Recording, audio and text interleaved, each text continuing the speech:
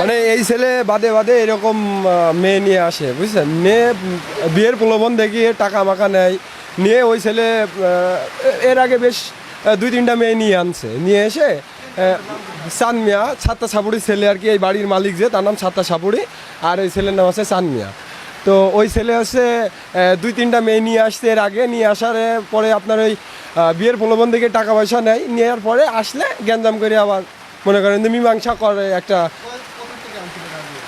এর আগে একটা পাগলাই ছিল একটা মেয়ের বাসা, আর এর আগে একটা এরকম কাজ করছিল মোনাকার সাথে, মানে বেশ কয়েক জায়গায় করে থাকে এই ছেলে আর কি, সুতাইলে মনে করেন বেশ কয়েক জায়গায় করে আর কি এই ছেলের মানে। জি জি জি, এটা তার প্রফেশনাল বিজনেস, মেয়েদেরকে মানে ফান্দে ফেলে এইগুলা করে আর কি। এর আগেও 2-3 জায়গা থেকে আসছিল, মেয়ের মন করেন গ্যাঞ্জাম করে আবার বাড়ি পাঠিয়ে দিছে। তারপর আবার এই বহুত জায়গায় এরকম খারাপ কর্ম করে। 3-4টা তো হবেই, আর বহুত মেয়ের মন করেন যে বাড়ির সাথে যায়, তাদের এখন নিয়ে করছে না। আপনি কেন আসছেন এখানে? আমি আসছি এই যে একটা মেয়ে আসছে এখানে দেখার জন্য আসছি। কি কি শুনে আসছেন? মেয়েটা নাকি বিয়ে করার জন্য আসছে এখানে, বিয়ের ইয়েতে চান বিয়ের প্রলোভন দিয়ে এরা তো নিখোঁজ, হারাই গেছে। জি, ওই মেয়ের জন্য হারাই গেছে। আপনি কেন আসছেন এখানে? আমিও এই বিষয়ে দেখার জন্য আসছি যে মেয়েটা শুনছি যে পালি চলে আসছে এখানে, ঠিক আছে, চাঁদের কাছে।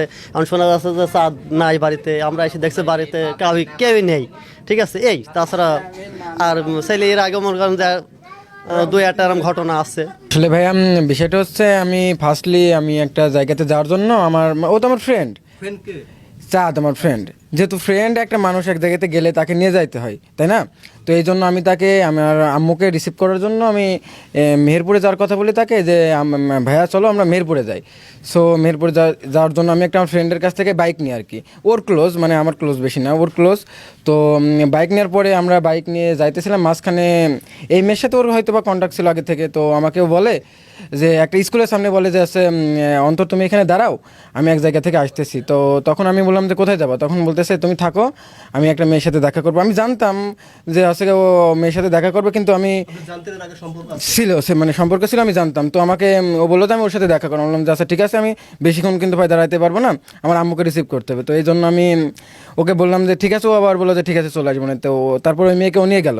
ঘুরতে যাওয়ার পরে বিভিন্ন প্রকার ওর সাথে ঘোরাঘুরি করছে, সারাদিন মানে 2 ঘন্টার বেশি ঘোরাঘুরি করছে, ঠিক আছে। তো তারপরে আমাকে আমি কল দিই, তারপরে মেবি ওকে রেখে আসে, তারপরে আমাকে আবার নিয়ে যাই। তারপরে আমরা জি জি জি, না না না না, আজকে এটা হচ্ছে আমি ওকে কোনো সময় সাথে করে নিয়ে আসিনি। আমি আমার না না না না, আমি আমার মেহেরপুরে যাইতে হবে। মেহেরপুরে যাইতে হলে কিন্তু অবশ্যই, জি, হাট বোয়ালের রাস্তাতে যাইতে হলে কিন্তু ওদের রাস্তা কিন্তু বাদে, মাঝখানে আমাকে লোকাল রোড